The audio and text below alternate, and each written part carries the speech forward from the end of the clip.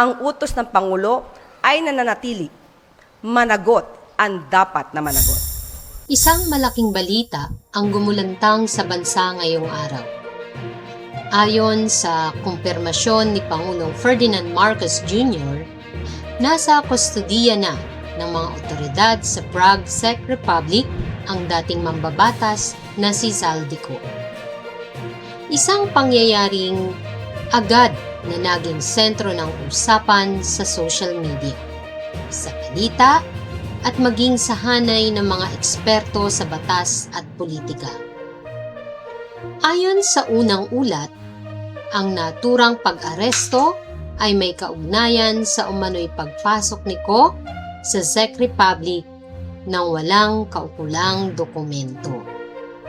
Dahil dito, agad umano siyang isinailalim sa kustudiya ng mga otoridad habang inaayos ang kanyang legal na status sa naturang bansa.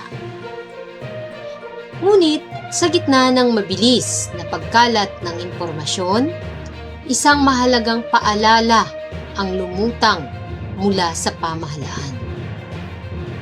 Ang pagkakaaresto ay hindi pa nangangahulugang may final na hatol o napatunayang mas malawak na ang kaso laban sa kanya. Ito ay isang panimulang hakbang pa lamang sa isang proseso na maaaring umusad sa may komplikado at mas mabigat na imbestigasyon. Sa mga nakalipas na buwan, ang pangalan ni Ko ay lumulutang na sa ilang usapin na may kaugnayan sa mga proyekto ng flood control sa bansa.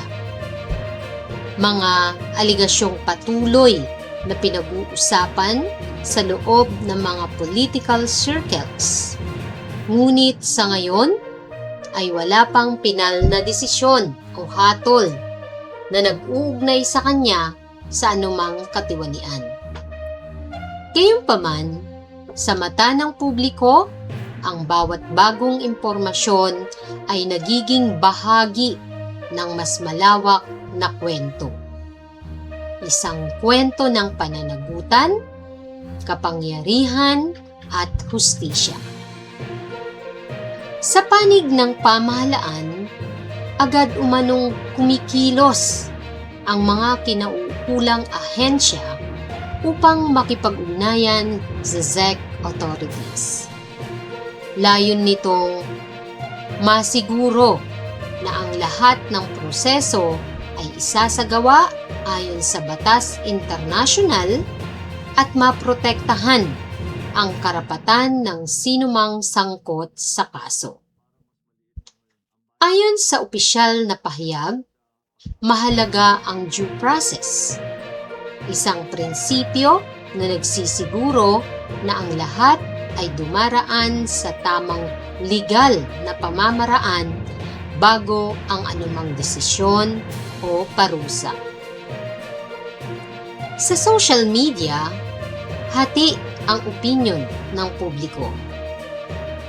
May mga nagsasabi na ito na ang simula ng matagal nang hinihintay na pagbubunyag sa mga umano'y anomalya sa gobyerno. May ilan din na nananawagan ng pag-iingat na huwag agad humusga hanggat walang pinal na desisyon mula sa korte. Sa gitna ng ingay, isang bagay ang malinaw. Ang isyong ito ay patuloy na magbubukas ng mas maraming tanong kaysa kasagutan sa ngayon. Ayon sa mga eksperto sa batas international, kung ang kaso ay magsisimula sa immigration violation, maaari itong humantong sa proseso ng deportation o extradition. Depende sa magiging desisyon ng Czech authorities at sa pakikipag-ugnayan ng Pilipinas. Ngunit nilinaw din ng mga eksperto, ang ganitong uri ng kaso ay hiwalay sa anumang criminal investigation na maaaring isampa sa sariling bansa. Ibig sabihin, kahit may kasalukuyang isyung legal sa ibang bansa, maaari pa ring tumuloy ang anumang hiwalay na investigasyon sa Pilipinas kung may sapat na batayan. Ngayon, ang tanong ng marami, ito na nga ba ang simula ng mas malawak na pagbubunyag? O isa lamang itong hiwalay na insidente na pinalalaki ng mabilis na pagkalat ng impormasyon? Habang wala pang malinaw at kumpletong detalye mula sa lahat ng panig, nananatiling bukas ang kwento. Isang kwento na posibleng umikot sa batas, politika at pananagutan. Sa huli, ang tanging malinaw sa ngayon ay ito. May isang dating opisyal na nasa kustodiya ng ibang bansa. May mga aligasyong hindi pa ganap na napatutunayan. At may isang bansang naghihintay ng kasagutan. Habang patuloy na umuusad ang mga investigasyon, isa lang ang tiyak. Ang katotohanan sa tamang panahon ay lalabas. At sa paglabas nito, maaaring magbago ang buong takbo ng kwento. Patuloy nating tutukan ang mga susunod na kabanata ng isyong ito. Nahuli na si Zaldico. Bunga ito ng matibay na paninindigan ni Pangulong Ferdinand R. Marcos Jr. na mapanagot at makulong ang sinumang sangkot sa maanumalyang flood control projects sa bansa.